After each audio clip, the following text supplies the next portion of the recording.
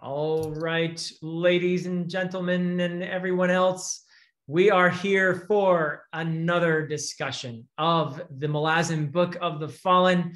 We are going to be talking about, boom, Reaper's Gale. This is book 7. It's up on the shelf, everybody.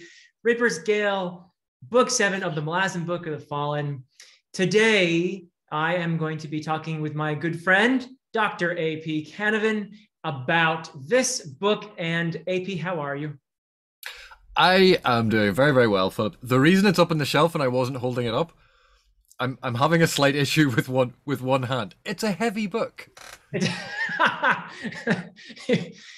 Lifting heavy books is dangerous for your health, everyone. So yeah, it's one of the hazards of studying fantasy. All those big, heavy books. yes, those big ones. Yeah, and when I'm reading in bed and starting to nod off a little bit, and they fall on my head, oh my goodness, watch out. So well, at least they fall on your head and not on anything important. Yeah. Oh, fireball. All right. Well, good thing I'm wearing my tweed today. So we are going to be doing the non-spoiler. This is the non-spoiler discussion first, and the spoiler-filled discussion will be appearing later on AP's channel, A Critical Dragon. This is the usual drill, everyone, but I just love repeating it every time we do this. So, so non-spoiler today, and later on, spoiler on AP's channel. So AP, there's a lot going on in Reaper's Gale, a lot. And we had the distinct pleasure of sitting down with Stephen Erikson the other day and having a wonderful chat and a read from The Fiends of Nightmaria, one of his Bocalane and Corbel Broach novellas. And off camera, we had a little bit of a chat about Reaper's Gale. And one thing that Steve said that struck me is that Reaper's Gale is in part a set piece on futility, on the concept of futility. Now, it's not everything. There's a lot more to it than that, but that is one of the big things going on in Reaper's Gale, this idea of our striving, our seeking meaning, when in the end, death swallows all. There's this also, I think, absurdist element to it as well, which we kind of discussed when we did our analysis of Stone Bull, which was on your channel, on A Critical Dragon, not so long ago, which is a poem from one of the epigraph poems from Reaper's Gale. So this idea of absurdism and the final isolation of the self, which is something that people feel very keenly, I suppose. So that's a big theme in here, isn't it? Yeah, well, why don't we try and take these each in turn? Because I know they are all interrelated, because like so many of the themes and aspects in the Malazan Book of the Fallen, it's you go, oh, I found this thing. And when you find that thing, as soon as you start thinking about it, you realize it's connected to a whole load of other stuff. And as soon as you start exploring that one aspect, you realize you can't explore it without looking at other bits and pieces that are connected to it. So let's talk about futility, because I think in the series thus far, like Malazan is known as military fantasy. A lot of the time, there's a lot of heavy military focus in aspects of the Malazan Book of the Fallen, and one of the things that fantasy quite often does is the glorification of battle, going back to the epics, going back to the Iliad or the Odyssey, these great warriors in battle, and yet. A lot of what we see in the Malazan Book of the Fallen is the darker side of war, the darker side of battle, the cost of battle. And we've seen that explored quite explicitly in certain sequences in Gardens of the Moon, in Deadhouse Gates. There are very explicit sequences that we see that explored very overtly. And here we have typically Eriksonian approach of, we're going to explore it again, but we're taking it from a different angle. We're going to look at it with a different lens. We're going to look at it from a different perspective, because each time it's trying to see these things. And instead of saying, oh, it is just this one thing, it's here's a whole lot of different ways of similar sort of scenarios and we're going to take different points of view each time. We're going to let the events play out differently each time, so we can get a better sense of what this is like. And we can think of what was that? The Full Metal Jacket, the film version of The Short Timers, and the character Joker, and he has the peace symbol on his helmet, and we could talk about all of the irony there. But one of the things is war is hell.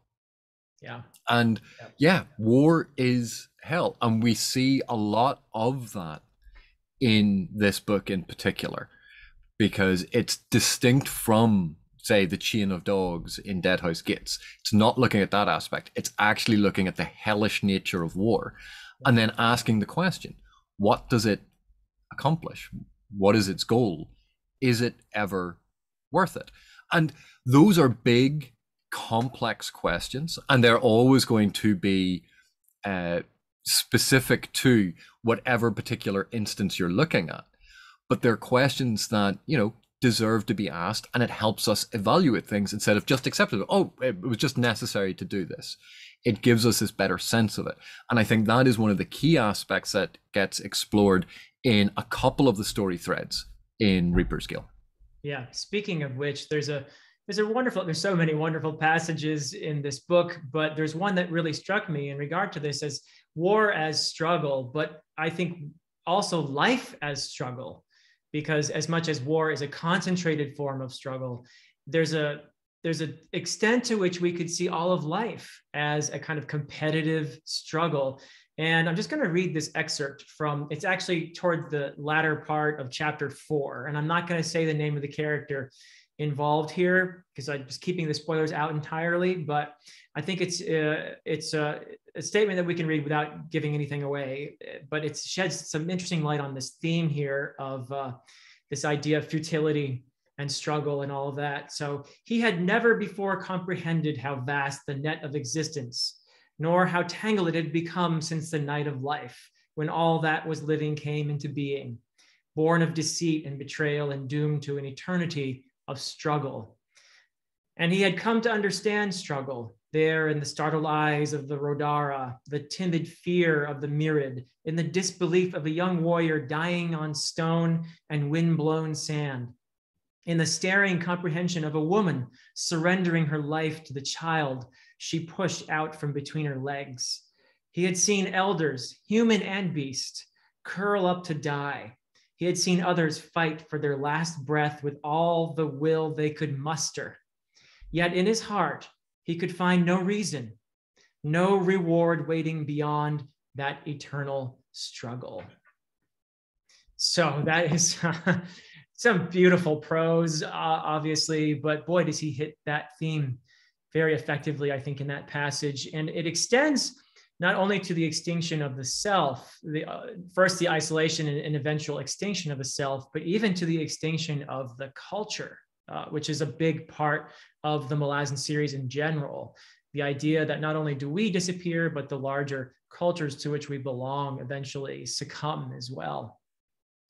Well, before we move on to that theme and that point, yeah. Just to go back to that quotation, if you think there's a slightly facetious modern phrase to do with the fact that if you're feeling pain, at least you know you're alive.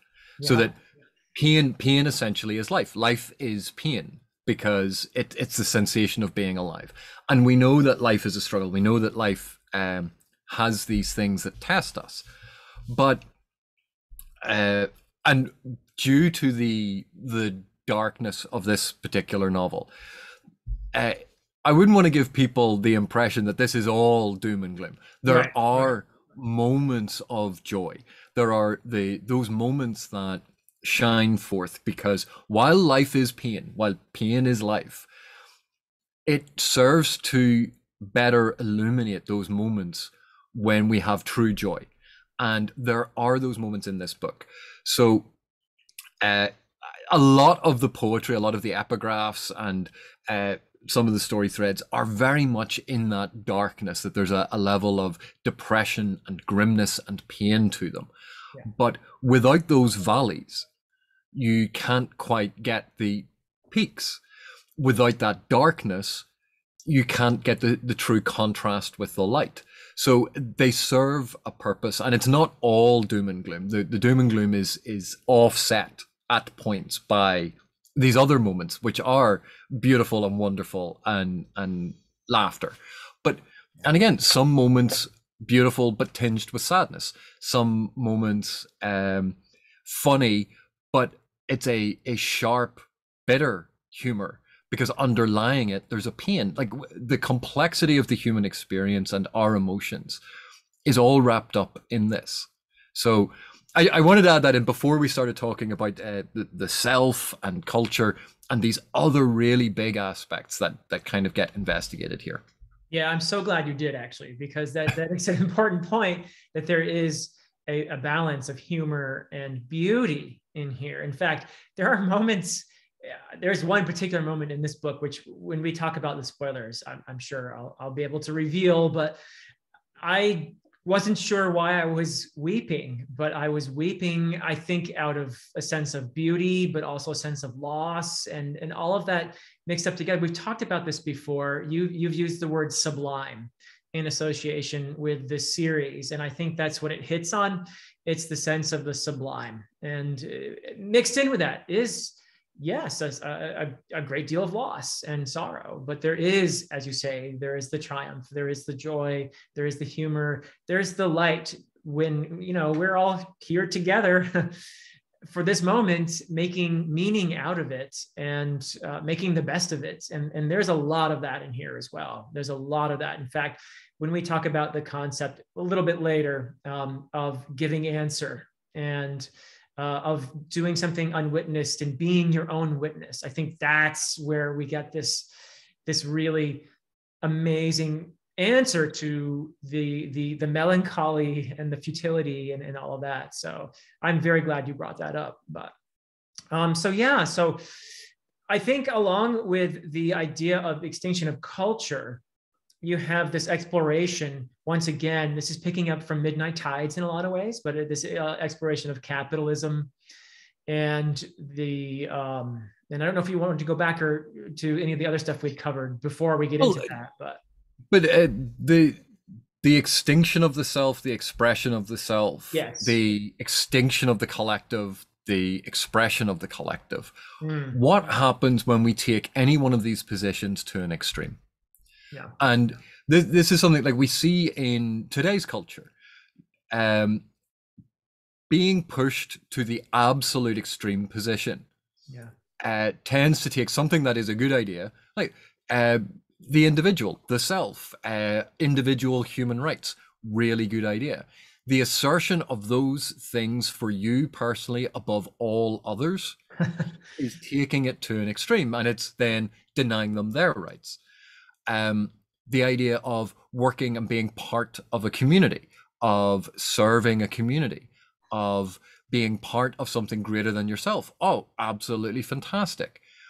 The community being be all and above all, far more important than the individual people that make it up.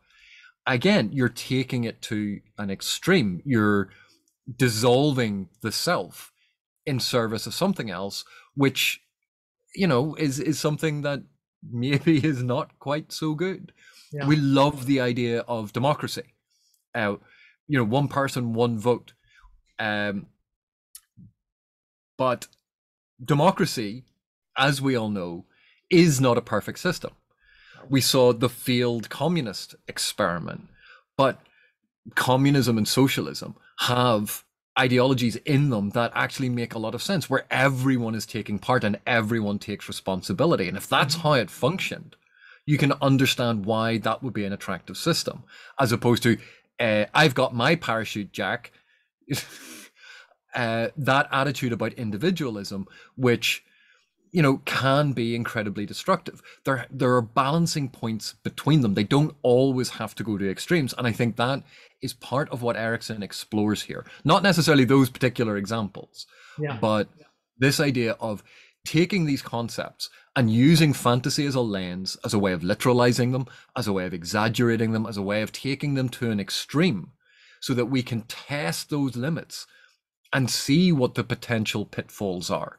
Yeah. And that is something I think that Erikson explores in a lot of his writing, and especially in Reaper's Gale. And guess who agrees with you? No less a figure than Denabarus of Letharos from the 4th century. Now, this is, I'm going to read an epigraph, the epigraph to chapter 6, which is actually, you just perfectly explained, and I think it's perfect. So let me just read what it says, and I think you'll agree. The argument was this: a civilization shackled to the strictures of excessive control on its populace, from choice of religion through to the production of goods, will sap the will and the ingenuity of its people, for whom such qualities are no longer given sufficient incentive or reward. At face value, this is accurate enough. Trouble arrives when the opponents to such a system institute its extreme opposite, where individualism becomes godlike and sacrosanct, and no greater service to any other ideal, including community, is possible. In such a system, rapacious greed thrives behind the guise of freedom, and the worst aspects of human nature come to the fore, a kind of intransigence as fierce and nonsensical as its maternalistic counterpart. And so, in the clash of these two extreme systems, one is witness to brute stupidity and blood-splashed insensitivity. Two belligerent faces glowering at each other across the unfathomed distance, and yet, in deed and in fanatic regard, they are but mirror reflections. This would be amusing if it weren't so pathetically idiotic. But bizarrely enough, like this is an aspect that apply if we think even in terms of the races, the Imlas and the Jagged. Like we have seen this play out of individualism taken to its extreme, or collectivism taken to its extreme. Yep. That these are themes that work all their way through the whole of the Malazan Book of the Fallen. We've seen it within the squads of like the bridge burners or the bone hunters. Oh, these great characters, these great individuals that we love, and then we see the squad as their collective. There's a balance between those two positions. This is something that works this way. And I know so frequently everyone goes, oh, the Malazan Book of the Fallen, the big theme's compassion. And yes, compassion is like a key aspect of these books, but there are more themes in there. There are other things being explored. And I think that is something that's worth pointing out. And again, Erikson asks questions about this, poses hypotheticals, and asks the reader to engage with it. And Erikson isn't, I think for the most part, not coming down on a very particular, you must do this. There's a lot of range of expression in it. And I think if you were going to take a position on what Erikson sort of believes is that an ideological position taken to an absolute extreme is more than likely going to be dangerous or unworkable. And I think that would be the major thrust of it. Now, that's not giving away anything about the story. But people who are interested in that sort of thing, it is something that's explored. Yeah, the politics is really quite interesting in here, and we'll talk about the individuals when we do our spoiler discussion, the individuals involved and the different tendencies and the repetition of mistakes that we see in these individuals. And I think that's something that Erikson portrays really quite brilliantly, is this cycle and the repetition of the errors that we fall into. And I completely agree with you about the exploration of empathy and compassion. It is just that, it is exploration. The one thing the series never seems to do is to say, you must do this, you must be like that, right?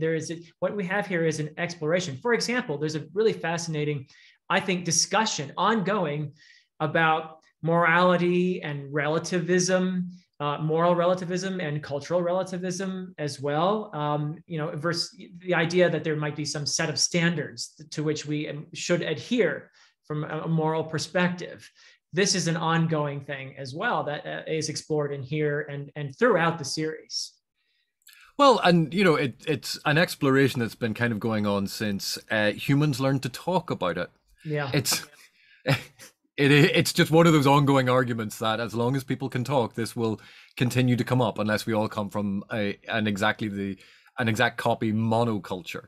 Right. Um, as long as there's diversity of opinion and diversity of culture, we will have that tension between different cultural values. So it's fascinating, and it's not a question with an easy answer. No, no, indeed. And one of the mistakes that gets repeated a lot is the savior complex. And this is one that you see portrayed in Reaper's Gale, I think, very effectively and in some very surprising ways. That's certainly a tendency from our own history we see a lot, at least in the narratives that get formed after the fact, right?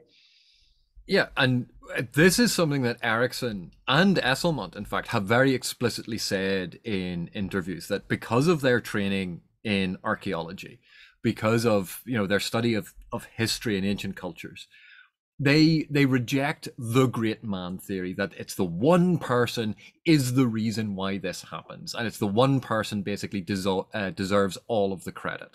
Yeah. So in the UK, World War II, oh, Winston Churchill. To be fair, if it was just Winston Churchill, who wasn't exactly a perfect person, to put it mildly, if it was just him, the UK would have lost. Winston Churchill was surrounded by lots of generals and lots of other politicians and lots of military support and civilian support. And then there were all the actual soldiers who did it, and the pilots, and then the support staff who supported all of the military, and the code breakers. Like, the list of who are the heroes of World War II extends far beyond Winston Churchill. Yeah. Almost to the extent that you go, well, if Churchill hadn't been there, would the UK still have been successful? Probably, because there probably would have been another leader to step up. Right. Like, they're replaceable. But they just happen to be there at the time. They're the one that gets remembered. They're the one that gets all of these different biographies written about them, not about Captain Jones from Wales, who went and did a whole load of things. Right. So there's a rejection of the great man sort of theory of history. And we see a lot of that in the Malazan Book of the Fallen. And one of the ways that I think Erikson explores that, we see it very explicitly here, is this idea of the savior, of the destined hero, of the prophesied hero. And again, it's we can tie it back into fantasy and the general tropes of fantasy, this idea of the chosen one, this idea of the prophesied hero. So it's both a subversion of that genre trope, right? But it's also a deconstruction of that aspect of the great men of history model of thinking about conflict. Yeah, this refusal to lionize the hero of the story is something, I think we've talked about this many times, but it is something that sets Malazan apart, both Erikson and Esselmont's work, from a lot of fantasy, where we do have a chosen one or a main hero who saves the world and that sort of thing. And that is something that is an adjustment for many readers new to these series. The idea that we don't have this one hero that we're going to follow along, and as usually he saves the world. So yeah, and I think that's a fantastic thing that they have studiously avoided that trope and given us instead a far more nuanced view of life and the way people live and interact in the world, and the way things are vast and complex, right? Yeah, and it's not that there are not heroes. It's not that there aren't important people. It's that it's not one person is going, yes, and this was the one person. It's the collective effort of all of these different heroes at different times, working in these different story threads. And it's the culmination of all of those efforts is what this entire series is about. Yeah. When I described it by analogy to, looking at World War II, but looking at the different theaters of action, it's the story of something of that scale. And it's not about, yes, it's just this one person or that person. It's looking at all these different people acting in these different theaters that when we look at all of their acts cumulatively, it adds up into this world-shaping event. Exactly. And I think sometimes people think when you reject a great man of history thing, you're denying that heroes exist. No, it's not that. No. Because we do see some brilliant heroic characters in this book. We see some truly villainous characters as well. Again, Erikson running the gamut and showing us these different aspects of people. That the everyday person can be heroic, and there are many heroic acts throughout the series, obviously, and including in Reaper's Gale. One particularly poignant one that had me in tears. There are just lots of these moments, absolutely, but it's not about any one individual, and that is something that I find actually rather beautiful, and it's probably a good segue to the whole concept of being unwitnessed, which is really central in this one. This is, and it's a theme that will take on even more impetus, I think, for the rest of the series. The idea of being unwitnessed, and tied to that, the questions of why. Why do we strive? And the idea of giving answer, another big phrase, a Malazan phrase, I feel like, the idea of giving answer. And in the process of giving answer, being our own witnesses. And doing this act, this thing, making this sacrifice. Maybe you won't be sung about in stories by the bards for your heroicness. Maybe you won't be lionized. Maybe you won't be written about like Churchill, or like Churchill writes about in his history of the English people. Maybe that won't happen, but this concept of doing something unwitnessed, there is a beauty to that, isn't there? And it is a very central point in the series. Yeah, well, if you think in the earlier books, we were introduced to a character who uses the word witness quite a lot. Yes. When he's about to do something. Yes. Because for him, the performance of the act demands that it be witnessed, that it be remembered. That's where its importance comes from. Right. And obviously, that character goes through a lot in the series. But again, as I'd said earlier, as we've spoken about before, Erikson likes to show us different ways of approaching similar things. And here's the flip side of it. Is the act worth less if it is unwitnessed? And you can go to that old saw about, if a tree falls in the forest and no one hears it, does it make a sound? What's the sound of one hand clapping? But the idea of witnessing giving meaning to something, right? And I think in a number of religions, certainly within Christianity, the idea of performing charity in private, praying in private, doing these things so that no one knows that you're doing them, is given more value. And I think part of the reason for that is sometimes we can be caught up in the performative aspects of good works. It's not enough to give money to charity. You have to be seen to be giving money to charity, because then people can go, "Oh, aren't you great?" Now, that is not to say that everyone who does that is in it for that.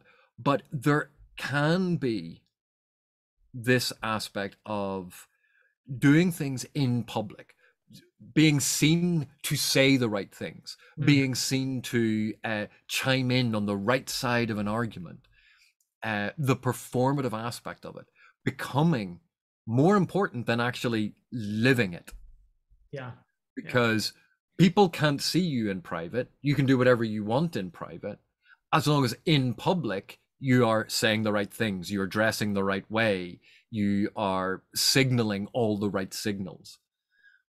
And there can be a conflict between those two positions. And I think Erikson doesn't explore it anywhere near as blatantly as I've just put it, or as bluntly as I have put it. Erikson's much more nuanced in approaching it, because there is a tension between the importance of these acts and the importance of these things and whether or not they are witnessed or unwitnessed. Yeah. And it goes to the heart of it. It goes to this valuation of it, as well as how we judge things. Yeah, absolutely. And very much related to that is the concept of storytelling and how we impose a kind of order through our stories, through our narratives, through our histories. And Erikson and Esselmont are constantly having a jab at history and the validity of it, and how history privileges certain groups and erases other groups, and how history is in fact made to seem like truth with a capital T, when in fact it is one possible interpretation, and often even a very manipulated one at that, which comes very close to propaganda. So this idea of storytelling, though, as a means of delivering a sense of order, as a means of delivering a sense of self, both for the individual and for the culture, and also as a means of delivering a sense of purpose, because we do tell stories to give ourselves purpose, to give ourselves some sense that there is meaning in this chaos all around us. So this concept of storytelling is something that he plays with actually quite a bit in here, especially through a certain character, which we'll talk about in the spoiler discussion. But it's something that he comes back to quite a bit in the series, isn't it? Yeah, and again, this is in a lot of our earlier videos, we talked about Erikson subverting tropes, and we kind of toned down talking about it, because you go, once you've made that point, you know, a couple of times, you don't need to keep making it. And I think we're returning to it again here, because what is narrative? What should a fantasy story be? And if you ask 100 fantasy readers, and you have ensured that there's a different range of cultures represented in these readers, and a different range of ages and genders and ethnicities, you will get a lot of different answers. But if you ask a very small group, even if it's 100 people from very similar backgrounds, of very similar ages, very similar reading experiences, you'll get a much more homogenous answer. And part of, I think, what we see Erikson playing with is this idea that there are certain things that you have to do for it to be this thing, and subverting that trope.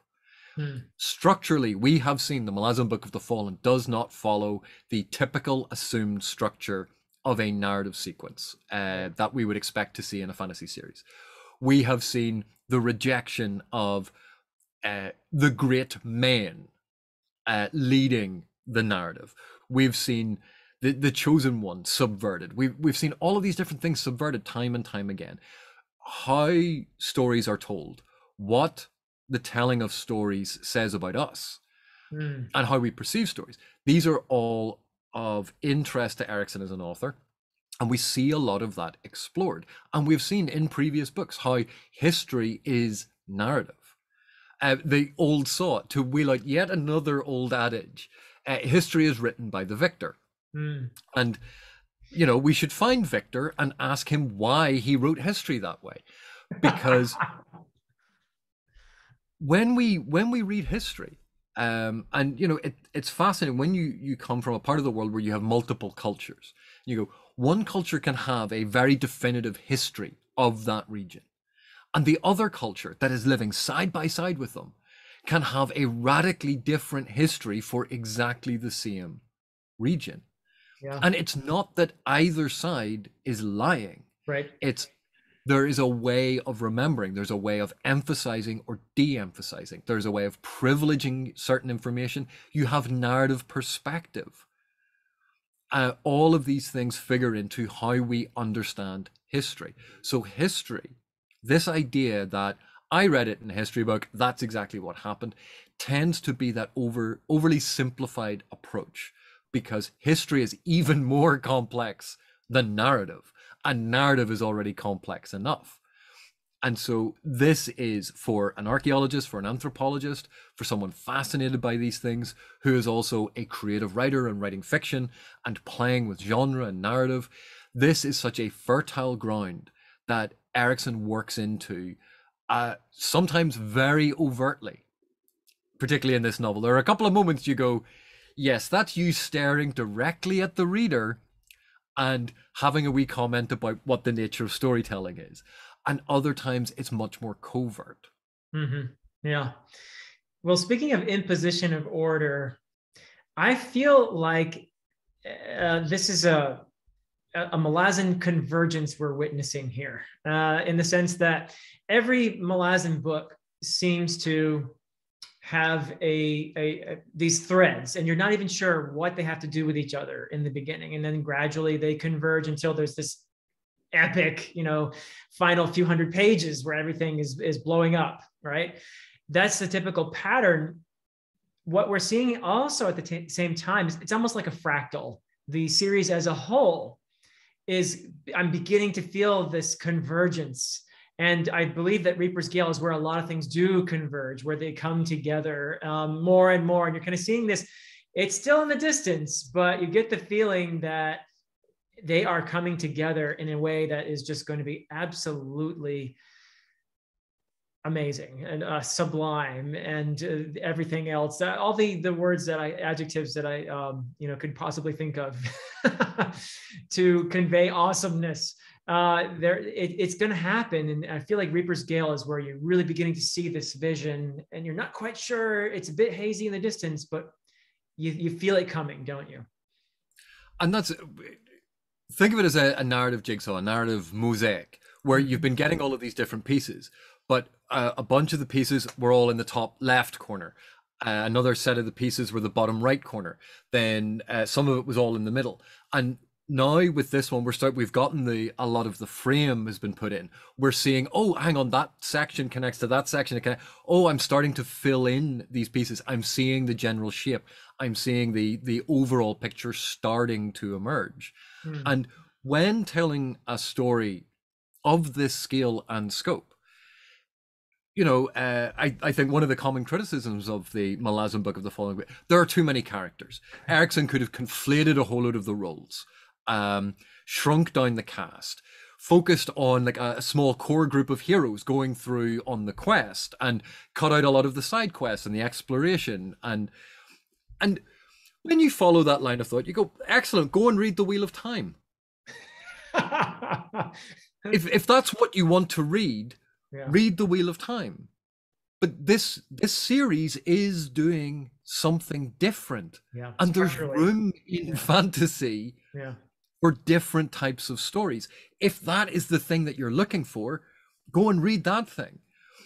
But don't say that someone who is doing something completely different, very deliberately doing something different, that is playing around with these things, that they should write something that is far more like a different series that you happen to like, or uses the structure that you like, or a familiar structure. I think is maybe what you were looking for.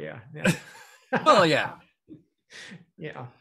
No, that's well said. I mean, structurally, this series is unlike anything else I know, and it has its own logic, it has its own order, but Erikson dares to do stuff that I just don't see other authors doing in ways that he's pushing things both thematically and structurally, but also just with the subversion of tropes and everything else. And that is something where I've been saying in the last few months that I really feel like this is showing me what fantasy can do, because fantasy is a genre that liberates the imagination. And man, Erikson and Esselmont just go for it. They just go for it. And that I love. It leaves me slack-jawed sometimes. And the thing is, does it always succeed? And you go, well, maybe their ambition, they bit off more than they could chew. Maybe it doesn't succeed to the extent that they wanted it to. Maybe it doesn't succeed for you personally as a reader. Like, those are all different questions and different evaluations, because this is not saying, oh, you must read this series. This is the greatest series of all time. It has no flaws. A lot of flaws are due very much to whether or not you regard them as flaws. Frequently, and this is not a spoiler, there are timeline issues with the Malazan Book of the Fallen. Some time periods are conflated, some time periods are expanded and extended, that the timeline doesn't quite make sense. They're weird sort of movements of time, and you go, well, how did they get there that quickly? And for someone where that is a central tenet of how they want a story told, yeah, that is going to be a massive flaw. In which case, do not ever read the Iliad. Because if you read the Iliad, the timeline does not make any sense. You have people with Iron Age weapons, Bronze Age weapons, all in the same army. You have these things happening and you go, but how can that be? Those are different time periods. That, if that's the thing that bugs you, then that is going to bug you, and that is going to be a big flaw in this series. If it doesn't bug you, then it's not a flaw, is it? It's just part and parcel of the type of storytelling. Yeah. So it's not necessarily a negative. It's no, because it's meant to be a found history and an epic and all of these sorts of things. Yeah. So, you know, that is an interesting aspect of this. No one is saying that you have to like it. No one is saying it is absolutely perfect and there isn't a single misstep. But when you evaluate it on a personal basis, you choose the criteria with which you're evaluating it. And I think both you and I feel very much that what Erikson does in the Malazan Book of the Fallen, what Esselmont was doing in the novels of the Malazan Empire, the world they create, the story they create, the characters that they've created, they were trying to do something that wasn't being done in fantasy at the time. Yeah. They gave us these epic, amazing stories, and warts and all, there they are, and they are still holding up 20 years after they were published. Yeah. That they still have elements, where there are other books that we could look at that you go, exactly the same age or even younger than a number of the books in the Malazan Book of the Fallen, you go, that has not aged well. Yeah. Yeah. So I think there is something admirable about the ambition of this series. Mm-hmm. And being able to appreciate that does not mean that you go, oh yeah, it's absolutely perfect and flawless, but also saying that, yes, it has these flaws and these are problems and this is how you fix them. Very often how you fix them will be fixing it for you individually and ruining it for other people. And that's, it's a difficult line to walk. If someone said, oh, one of the ways you can make this better is you do X, and you go, well, by make it better, do you mean make it simpler and more commercial? Because that's not necessarily the same as better. Right. But that's editor talk. Good. I like editor talk, and you know, a writer could do worse than to be compared to Homer. But I actually do feel that these books ought to be around for a very, very, very long time. And I certainly hope they will be. But I think I'm kind of bursting to get to those spoilers. So I feel like I'm going to reveal something any minute now, because there's just so much to talk about with Reaper's Gale. So I think we will leave our discussion for today at this. Thank you, my good friend, for joining me on this. My fremesis, Dr. Fireballs. So awesome to hear you talking about Reaper's Gale. And I want to thank you, as I always do, but I really mean it, actually. You mean it this time. You didn't mean it all those other times. You fake, you fraud. There's meaning and there's meaning, right? So moral relativism, all that. No, I really, really mean that when I say this read has been so great, and talking with you has made it more meaningful. You've added meaning to the meaning. So thank you so much. You are very welcome, Philip, and thank you for having me on the channel to do these talks. It is a lot of fun, and I like doing the non-spoiler things so that people who maybe want to dip into it or are looking for that little, not spoiling anything in the text, but a little hint about maybe some of the things that they can be looking out for when they are reading to add to their experience. I love doing videos like this that we're not ruining the experience for anyone. So thank you very much. Public service while we're having fun. So. All right, everyone. Thank you. And we'll see you in the spoiler talk.